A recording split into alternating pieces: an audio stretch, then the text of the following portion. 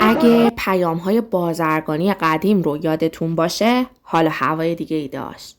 شاد و اکتیو بود و مردم خیلی دوستشون داشتن. امروز قراره درباره اولین بازیگر و مدلینگ زن ایرانی در فیلم‌های تبلیغاتی با هم حرف بزنیم. هاله نظری. هاله بازیگری زیبا و پرشور و هیجان بود و تبلیغات شرکت‌هایی مثل نوشابه کانادا، سس مهرام و دستمال حریر رو انجام داد. به خاطر اجرای خوبش در تبلیغ دستمال کاغذی حریر فروش این محصول 4 برابر شده بود. حالا تو این تبلیغ به تقلید از آقاسی، خواننده خوب آهنگ لب کارون، دستمال رو توی دستاش تکون میداد و مردم خیلی از این تبلیغ استقبال خوبی کردن. به خاطر رقص زیبا و چهرهش سریعاً وارد عرصه بازیگری شد و خیلی زود تو سینما جا افتاد. اما ماجرای سنگسار شدن هاله توسط مردم چی بود و چرا به طور ناگهانی قبل از انقلاب از سینما کنار گذاشته شد و متوقفش کردن؟ لطفاً قبل از دیدن ادامه ویدیو کانال ما رو سابسکرایب کنین. ممنونم از شما. فاطمه نظری با نام هاله تو سال 23 به دنیا اومد و دیپلمش رو در رشته ادبیات گرفت. از همون بچگی عاشق بازیگری بود، ولی پدرش مخالفت شدیدی با این کار داشت و اجازه هیچ فعالیتی رو بهش نمیداد. تا اینکه ازدواج کرد و همسرش مشوق اون شد.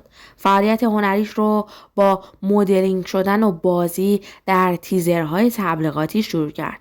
اون زمانا مدل شدن برای تلویزیون و آگهی‌های اون رایج نبود و حاله جزو اولین زنانی بود که وارد این کار شد. عکس‌ها و فیلم‌هاش در مجلات و تلویزیون پخش می‌شد و هر روز معروفتر از روز قبل می‌شد.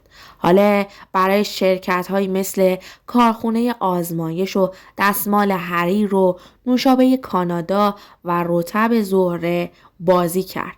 به خاطر علاقه شدیدش به بازیگری تو سال 52 با فیلم پاپوش وارد سینما شد و بعد از اون هم در 24 فیلم دیگه بازی کرد.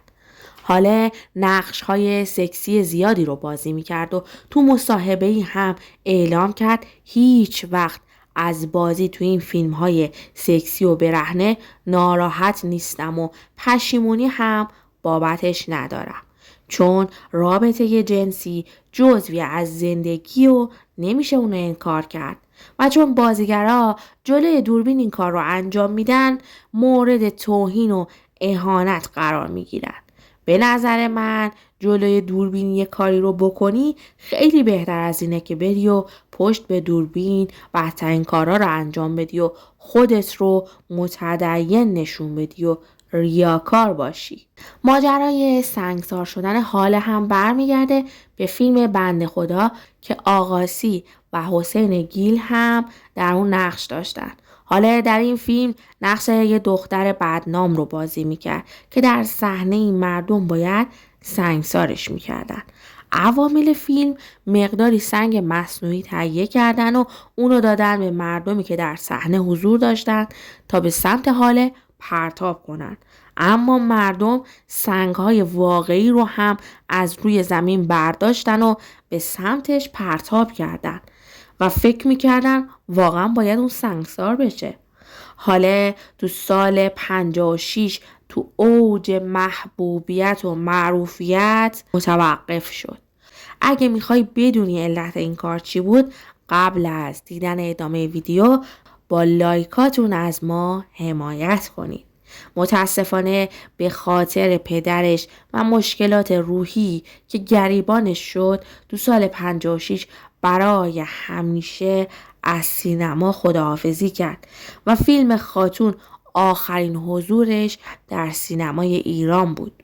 بعد از انقلاب 57 به دادگاه احضار شد و تو سال 61 به همراه همسرش آقای امیر شرجه به آمریکا رفت و در کنار هم شبکه پارس رو راه اندازی کردند. همکاری اون بعد از جدایی از همسرش با این شبکه قطع شد، اما فعالیتش در برنامه‌ای به عنوان سالار زنان ایران ادامه پیدا کرد. بانو هاله عزیز، هر جا که هستین سالم و سلامت باشین.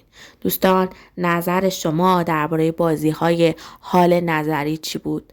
لطفاً یه کامنت برامون بذارین و اگه از این ویدیو خوشتون اومد اون رو برای دیگر دوستانتون بفرستین تا نام و یاد هنرمندان قدیمی کشورمون برای نسل‌های بعد هم زنده باقی بمونه. دوستتون دارم. تا ویدیوی بعدی، خدا نگهدارتون.